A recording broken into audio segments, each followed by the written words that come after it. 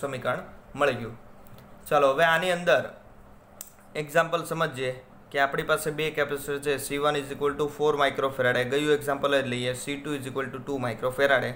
બંનેને તમે સમાંતરમાં જોડો તો C ઇક્વિવેલન્ટ શું થાય? ડાયરેક્ટ સરવાળો એટલે 4 ને 2 6 માઇક્રોફેરાડે।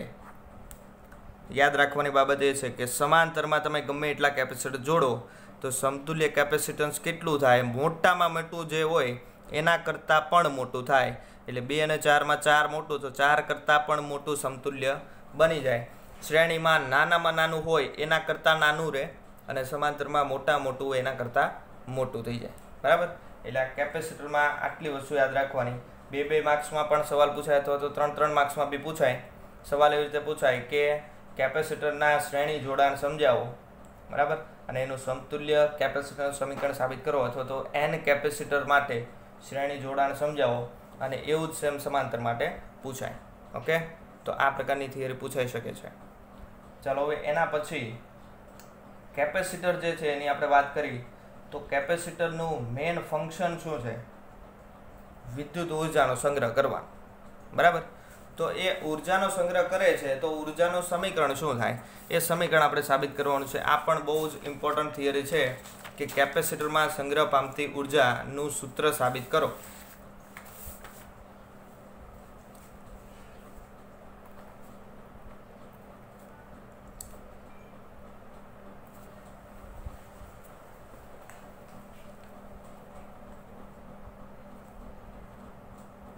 ચાલો એને આપણે યુ વડે દર્શાવીશું કેપેસિટરમાં કેટલી ઉર્જા સંગ્રહ પામે છે। હવે માની લો કે આપણી પાસે કોઈ એક કેપેસિટર છે જે હમણાં કોઈ વિદ્યુતભાર વાળું નથી, વિદ્યુતભાર વગરનું કેપેસિટર છે, બરાબર? હવે એ કેપેસિટર પર આપણે વિદ્યુતભાર લાવવો છે તો કેપેસિટરને વિદ્યુતભારિત કરવું હોય તો એને આપણે બેટરી સાથે કનેક્શનમાં લાવવું પડે, બેટરી સાથે કનેક્ટ કરવું પડે, બરાબર? બેટરી સાથે જેવું કનેક્ટ કરીએ એટલે બેટરીમાંથી ઉર્જા કેપેસિટરને મળે, એટલે બેટરીની ઉર્જા ધીમે ધીમે ઓછી થતી જાય અને કેપેસિટરની ઉર્જા ધીમે ધીમે વધતી જાય, બરાબર? હવે એની અંદર થાય કેવું? હવે બેટરીની જે આખી ડીપમાં માહિતી છે આની પછીના ચેપ્ટરમાં આવશે। હું તમને સિમ્પલ કહી દઉં કે આ જે બેટરી હોય આ ધન વિદ્યુતભાર ઋણ વિદ્યુતભાર, બરાબર? તો બેટરીને જ્યારે કોઈ પણ કમ્પોનન્ટ સાથે જોડીએ, અહીંયા આપણે કેપેસિટર સાથે જોડીએ એટલે શું થાય કે ઋણ વીજભાર છે, ઋણ વિદ્યુતભારી પ્લેટ, ત્યાંથી ઇલેક્ટ્રોન બહાર નીકળે અને એ ઇલેક્ટ્રોન અહીંયા આવશે, બરાબર? ચલો અહીંયા હવે કેપેસિટરમાંથી ક્યારેય પસાર થઈ શકે નહીં ઇલેક્ટ્રોન, એટલે શું થાય કે એ બધા ઇલેક્ટ્રોન અહીંયા પ્લેટ પર જમા થઈ જશે। આ પ્લેટ ઋણ બની એટલે હમણાં જ આપણે કીધું કે ભાઈ પ્રેરણ દ્વારા આ પ્લેટ કેવી બની જાય? ધન બની જાય। એટલે આવી રીતે કેપેસિટર ચાર્જિંગ થાય, બરાબર? જો આની અંદરથી ઇલેક્ટ્રોન એક સરખા નીકળી જશે ને આમ આ રીતે બંધ પ્રવાહ નહીં બનાવે, બરાબર? શું થાય? માત્ર અહીંયા પ્લેટ પર જમા થશે એટલે પ્લેટ પર ઋણ વિદ્યુતભાર આવ્યો એટલે પ્લેટ આ જે બાજુની છે એ કેવી બનશે? ધન બનશે, અને આવી રીતે કેપેસિટર ચાર્જ થઈ ગયું એવું ગણાય। એના પર વિદ્યુતભાર નહોતો અને આપણે વિદ્યુતભાર લાવ્યા, બરાબર?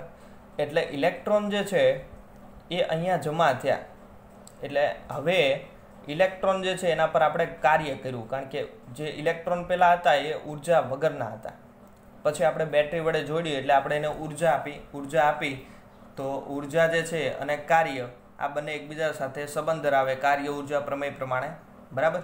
એટલે જ્યારે પણ કેપેસિટરને આપણે ચાર્જિંગ કરવું હોય તો એના પર વિદ્યુતભાર જમા કરવો હોય તો જે વિદ્યુતભાર છે એના પર આપણે કાર્ય કરવું પડે, બરાબર? ઇલેક્ટ્રોનને આપણે બેટરીમાંથી પ્લેટ પર લઈ ગયા એટલે આપણે કાર્ય કર્યું અને એ કાર્ય જે છે એ વિદ્યુતભારની સ્થિતિ ઉર્જા સ્વરૂપે સંગ્રહ પામે, બરાબર? સ્થિતિ ઉર્જાનો કોન્સેપ્ટ આપણે આ જ ચેપ્ટરની અંદર શરૂઆતમાં ભણી ગયા તો એમાં કીધેલું કે ભાઈ કાર્યનું સ્થિતિ ઉર્જામાં રૂપાંતર થાય, બરાબર? તો એ જે સ્થિતિ ઉર્જા છે વિદ્યુતભારની એને જ કહેવામાં આવે છે કેપેસિટરમાં સંગ્રહ પામતી ઉર્જા, બરાબર?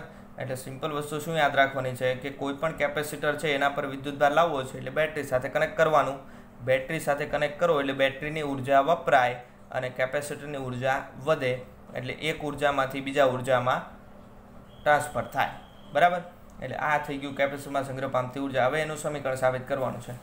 તો માની લો આ કેપેસિટરની બે પ્લેટ છે, બરાબર? આને આપણે +Q વિદ્યુતભાર લાવવો છે અને આને આપણે -Q લાવવો છે। તો હવે આ જે 2 નંબરની પ્લેટ છે એનું સ્થિતિમાન આપણે 0 ધારવાનું છે. સ્થિતિમાન 0 એટલે ઉર્જા પણ 0. કેમ 0 ધારવાનું છે? કારણ કે આપણે બેટરી સાથે કનેક્ટ કરીએ એટલે બેટરીના ઋણ છેડા સાથે કનેક્શનમાં આવીએ. હજી હમણાં જ વાત કરીએ, ઋણ છેડાનું સ્થિતિમાન હંમેશા કેવું હોય? 0 હોય. તો આ 0 હોય તો એની સાથે કનેક્શનમાં જે પ્લેટ છે એનું સ્થિતિમાન પણ કેવું હોય? 0 જ હોય. બરાબર.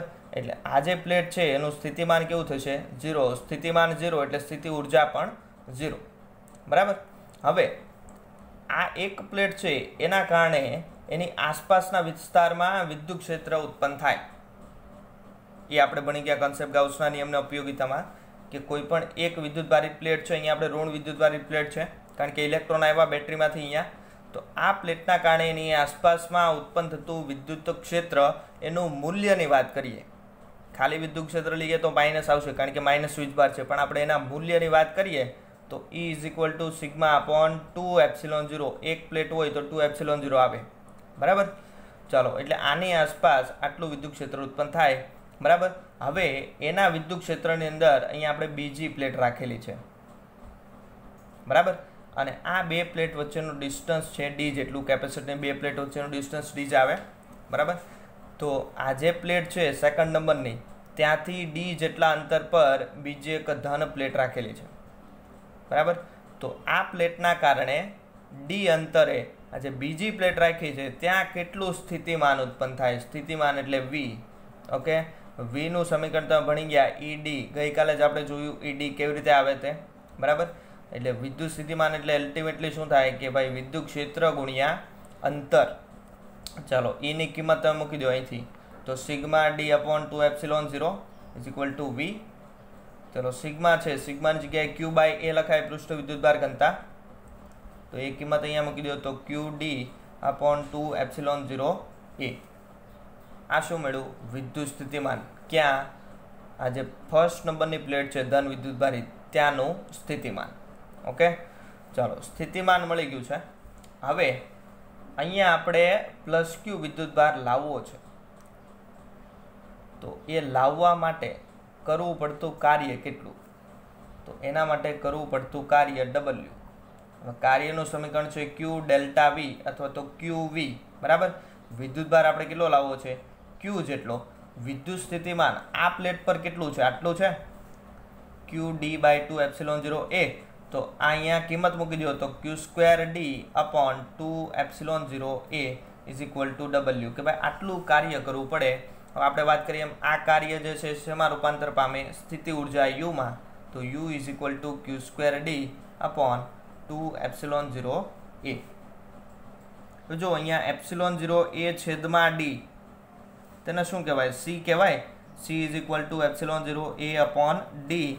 તો કિંમત મૂકી દો તો u = q² છેદમાં 2c. કારણ કે c છેદમાં જ છે. તો આ થઈ ગયું સ્થિતિ ઉર્જાનું સમીકરણ. આ પણ 2 અથવા 3 માર્ક્સમાં ઇમ્પોર્ટન્ટ થિયરી છે. કેપેસિટરમાં સંગ્રહ પામતી સ્થિતિ ઉર્જાનું સમીકરણ સાબિત કરો અને એની સમજૂતી આપો. બરાબર. q²/2c. હવે આની અંદર થોડોક ચેન્જીસ કરીએ. q જે છે q ની જગ્યાએ આપણે cv લખી શકાય. તો q = cv. અહીંયા cv મૂકી દો તો u = c²v² અપોન 2c. એક c કેન્સલ થઈ જાય એટલે cv² * હાફ. એટલે u = બીજું સમીકરણ મળ્યું હાફ cv². ત્રીજું એક સમીકરણ. ચલો, q અને c વચ્ચેનો સંબંધવાળું સમીકરણ પૂછાય તો આ c અને v વચ્ચે આ. હવે વધ્યા q અને v. q અને v ડાયરેક્ટ આપણે જોઈએ છે. c જે છે એને કાઢી નાખો. c ની જગ્યાએ આપણે મૂકવાનું છે q/v. તો અહીંયા આપણે ચેન્જીસ કરીએ તો 1/2 q/v * v². ચલો, એક v કેન્સલ થઈ જાય એટલે qv/2. આ u નું ત્રીજું સમીકરણ મળ્યું. એટલે 3 સમીકરણ યાદ રાખવાના છે. કેપેસિટરમાં સંગ્રહ પામતી ઉર્જા. મેન સમીકરણ આ 1/2 cv². પછી એમાંથી તમને ફેરવતા આવડી જાય. બરાબર. c ની કિંમત એકવાર મૂકો અને એકવાર v ની કિંમત મૂકો એટલે જવાબ આવી જાય 1/2 cv², q²/2c અને qv/2. તો આ પણ એક ઇમ્પોર્ટન્ટ થિયરી છે કેપેસિટરમાં સંગ્રહ પામતી ઉર્જા. ચાલો, હવે આ જે ઉર્જા છે એમાંથી થોડુંક ચેન્જીસ કરીને નવું કંઈક ફોર્મ લાવવાનું છે.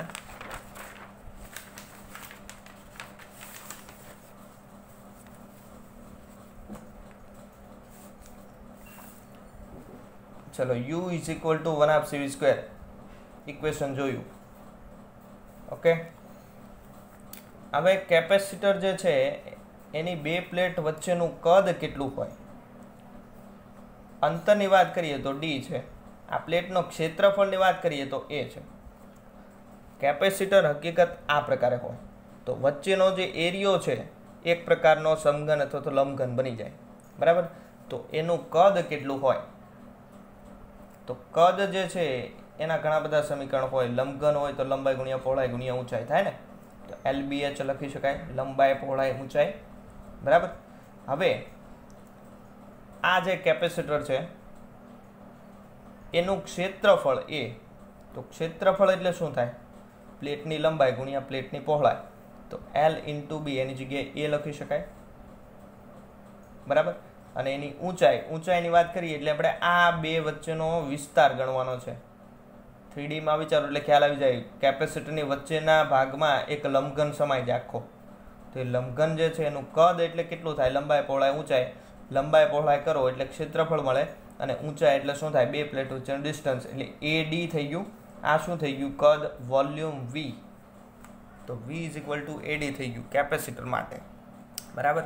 અને આવી જ રીતે કોઈ પણનું કદ મેળવવું હોય તો સિમ્પલ તમે ક્ષેત્રફળ ગુણ્યા અંતર કરી શકો એટલે કદ મળી જાય, બરાબર.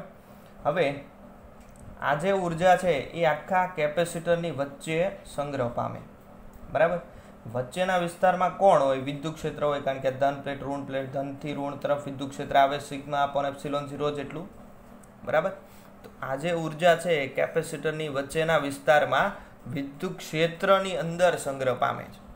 જો વિદ્યુત ક્ષેત્ર 0 કરી નાખીએ તો ઉર્જા 0 થઈ જાય, બરાબર. એટલે કેપેસિટરમાં સંગ્રહિત ઉર્જા એ કોના સ્વરૂપમાં છે? તો કોની અંદર સંગ્રહ પામે? વિદ્યુત ક્ષેત્રમાં, બરાબર. હવે આ જે ઉર્જા છે આખા કેપેસિટરની અંદર સંગ્રહ પામી મારે 1 મીટર ક્યુબ એટલે કે એકમ કદમાં કેટલી સંગ્રહ પામે છે એ મેળવવી છે, બરાબર. આટલું જે કદ છે એની અંદર આટલી ઉર્જા સંગ્રહ પામી, તો એકમ કદમાં કેટલી થાય? તો ભાંગ્યા કદ કરવું પડે, બરાબર. તો આપણે લખીએ કે ભાઈ એકમ કદમાં સંગ્રહિત ઉર્જા, એકમ કદમાં ભાઈ કેટલી ઉર્જા સંગ્રહ પામે છે? તો U કુલ ઉર્જા છેદમાં V એટલે કુલ કદ, એટલે ઉર્જાના છેદમાં કદ, બરાબર. આ જે રાશિ મળી એને આપણે કહીશું ઉર્જા ઘનતા, અને એને ρe વડે દર્શાવાય. રો એટલે ઉર્જા ઘનતા છે, E નો મતલબ થાય ઇલેક્ટ્રિક ફિલ્ડ. આપણે ઇલેક્ટ્રિસિટીની વાત કરીએ છીએ એટલે ઇલેક્ટ્રિક ફિલ્ડની અંદર બધું સંગ્રહ પામે એટલે ρe વડે દર્શાવાય, બરાબર છે, ઉર્જા ઘનતા. ચલો કિંમત મૂકી દો. ρe ઇઝ ઇક્વલ ટુ આ U ની જગ્યાએ આપણે 1/2 cv² મુકાય, અને કદ કેટલું છે કેપેસિટરની બે પ્લેટ વચ્ચે? AD જેટલું, બરાબર. ચલો હવે અહીંયા કિંમત મૂકવાની છે 1/2. આ C છે, C ની જગ્યાએ ε0 A/d લખાય, ઇન્ટુ V² છે, અને આ છેદમાં AD છે, બરાબર. એ કેન્સલ થઈ જાય, તો 1/2 ε0 વધે શું? V² બાય આ dd એટલે d². ઓકે, ચલો V² બાય d². હવે V is equal to ED. હમણાં છેલ્લી થિયરીમાં આપણે જોયું તો E ને કરતા બનાવો તો V/d થઈ જાય, તો બંને બાજુ સ્ક્વેર કરી દો, E² is equal two V² by d² બની જાય. તો અહીંયા તમે E² મૂકી શકો, તો જવાબ આવશે 1/2 ε0 E² is equal two ρe. તો આ સમીકરણ સાબિત થઈ ગયું ઉર્જા ઘનતાનું. ઉર્જા ઘનતા એટલે શું થાય?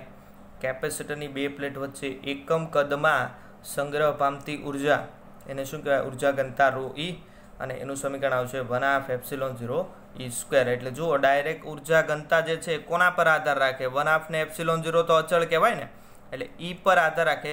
એટલે જેટલું બે પ્લેટ વચ્ચે વિદ્યુત ક્ષેત્ર સ્ટ્રોંગ હોય, પ્રબળ હોય, એટલી વધારે ઉર્જાનો સંગ્રહ કરી શકે.